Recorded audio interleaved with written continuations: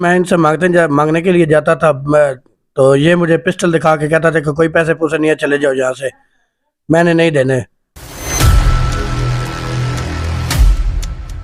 कि हमें डीपीओ इंसाफ साहब दिला। मंडी बहाउद्दीन और आला हुकाम से अपील है कि हमें इंसाफ दिलाया जाए और हमारी जान को खतरा है।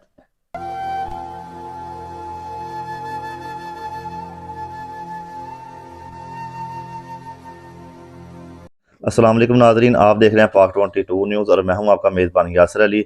हमारे साथ एक मुतासरा फैमिली मौजूद है, जिनके मुताबिक जो है वो एक आमल ने जो है वो इनसे जो है वो धोखाधड़ी के ज़रिए जो है वो इनकी जमा पूंजी जो है वो थिया ली है। जैसे ही इन्होंने जो है वो अपना रकम का मुतालबा किया वापसी का, अब वो जो है इस फैमिली को जो है वो धमकियाँ दे रहा है, कत्ल करने की धमकियाँ दे रहा है, कभी इन पर तशद्दुद करता है। इस फैमिली के जो कुछ मेम्बरान हैं वो भी उनके जानने वाले हैं और उनका यही कहना है कि वो एक जाली अमल है, इनको डराता है, धमकाता है। तो अब वो इस हमारे साथ मौजूद है, मज़ीद जानते हैं उनसे कि ये क्या वाक़या उनके साथ जो हुआ है। और आपको एक बात और बताता चलूँ, ये जो मुतासरा फैमिली है, ये जो शख्स आप देख रहे हैं हमारे साथ बैठा हुआ है, ये जो है मज़दूर है। तो आप देखें कि एक मज़दूर शख्स के साथ जो है वो लोग जो है इस तरह जुल्म करते हैं। वो इस दिल का मरीज़ भी है, उनका दिल का बाईपास भी हुआ हुआ है। बाकी मज़ीद जानते हैं उनसे कि ये क्या कार्रवाई उनके साथ हुई है। अस्सलाम वालेकुम। जी वालेकुम सलाम। अच्छा इकराम साहब, ये आपके साथ जो वाक़या हुआ है, ये क्या वाक़या, मतलब किस तरह ये जाली आमल ने आपसे पैसे ले लिए या अब आपको मारने की धमकियाँ, ये क्या सीन है, आप ज़रा खुद इसमें बताइएगा।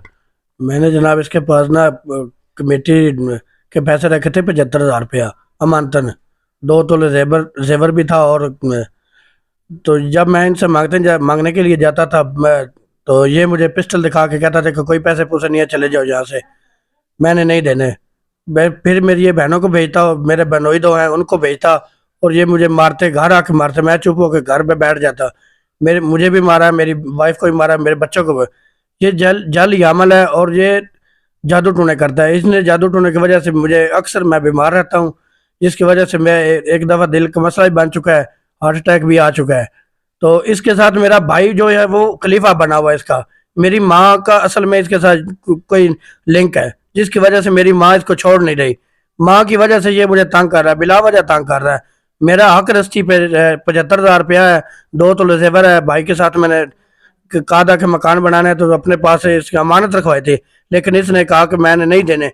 अभी भाई के पास भी एक पिस्टल है, वो भी हमें पिस्टल दिखाता है, ये भी दिखाता है, लेकिन हम फिर भी जाते हैं। नहीं तो आपने इनके खिलाफ कोई कानूनी कार्रवाई, कानूनी जरा जोई नहीं की? कार्रवाई की है, डीपीओ साहब के पास लेके गए हैं दरखास्त, हम दोनों मियाँ बीवी। डीपीओ साहब ने थाना सिविल लाइन में मार्क किया है।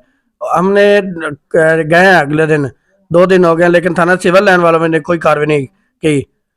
नहीं तो थाने से कौन सा मुतलका ऑफिसर है जिसको जो दरखास्त मार्क हुई है, जो आपकी कार्रवाई, आपसे रब्ता किया है पुलिस ने या नहीं किया, या उनके घर गए हैं उनसे रब्ता, उस दूसरा जो अपना फैमिली है उनसे रब्ता किया है उन्होंने, या आपसे किया है रब्ता उन्होंने?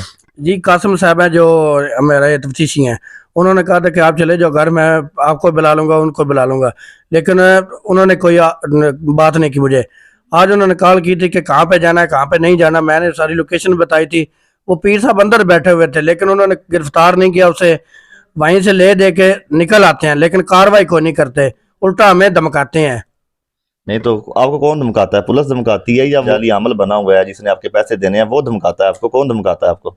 जो पुलिस वाले भी कहते हैं, और ये जो आलम है ये भी कहते हैं, इसके भाई भतीजे, मेरी माँ, भाई, मेरी बहनें भी, ये सब सारे खानदान मिला हुआ है। लेकिन मैं एक मजदूर आदमी हूँ, मैं अकेला हूँ, मेरे साथ अल्लाह के अलावा और कोई नहीं है। जी, तो ये हमारे साथ मुतासरा शख्स मौजूद थे। आपने सुना कि ये जो है मजदूर शख्स है और बहुत मुश्किल से आज के महंगाई के दौर के अंदर जो है वो अपनी रोज़ी रोटी कमाना है, हक हलाल कमाता है। इनका यही कहना है कि इनकी जमा पूंजी जो है 75,000 रुपया जो इन्होंने ईमानतन जो है वो उस आलम के अमल के पास रखाई हुई थी कि जब इनको ज़रूरत होगी वो उनसे ले लेंगे। और साथ इनका ये भी कहना है कि 2 तोले जेवर भी हमने अपने भाई के हैंड ओवर किया था, अब वो उनसे भी इनकारी हो गए हैं। दूसरा शख्स है, उनकी वाइफ भी मौजूद है, मज़ीद उनसे जानते हैं कि ये क्या वाक़या है और किस तरह लोग जो हैं वो आपको तंग करते हैं और क्या माजरा है। जी हाँ जी, ये जो है ना अफ़ज़ल साईं, ये मेरा सगा चाचा है। ये वाक़ई झूठा वो पीर बना हुआ है, आमल बना हुआ है। ये वाक़ई लोगों को इस तरह तवीज़ देता है, पैसे लूटता है। इसी तरह ही इसने हमारे साथ भी किया हुआ है। और इसके घर इकराम की 2 बहनें हैं जो वो कहता है जब आके मारती हैं, पीटती हैं हमें। अब इसी तरह ही हमने ये दरख्वास्त की हुई है, लेकिन अब फिर भी वो हमारी जान के दुश्मन बने हुए हैं। कोई इंसाफ़ नहीं हमें मिल रहा, लेकिन अब हम डर के किसी के घर आए हुए हैं। हमारे बच्चे किसी के घर हैं। इसी तरह मेरा एक और चाचा है जिसका नाम जहान खान है। वो शराब घर निकालता है, शराब पीता है। इसलिए ये सारे मिले हुए हैं, लेकिन हमारे साथ कोई नहीं, हम अकेले ही हैं, कोई भी नहीं है। हमें अब खतरा है जान के बेटों से, अफजल के बेटों से, और ये मेरे चाचों के सब बेटों से। अकरम है एक का नाम। ये सारे मिले हुए हैं और हमारे दुश्मन बने हुए हैं।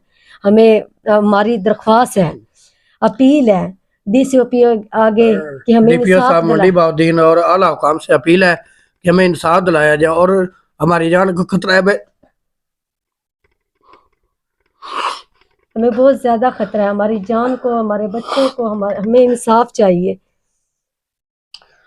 हमें तहफ़्फ़ुज़ फराहम किया जाए। तो आप देख रहे हैं कि मुतासरा फैमिली किस तरह जो है वो डांटे मार कर रो रही है। कोई पुरसना हाल नहीं है इनका। पूरी की पूरी जो है वो एक बरादरी समझ लें कि एक फैमिली समझ लें, कोई इकट्ठी होकर जो है वो इन मियाँ बीवी को जो है वो तशद्दुद का शिकार बना रही है। अब ये अपनी जान बचाने की खातिर जो है वो किसी के घर पे पनाह लिए हुए हैं। इनके बच्चे किसी के घर हैं और ये खुद किसी के घर हैं। आला हुकाम से जो है नोटिस की अपील है कि मुलजमान के खिलाफ सख्त से सख्त कार्रवाई की जाए।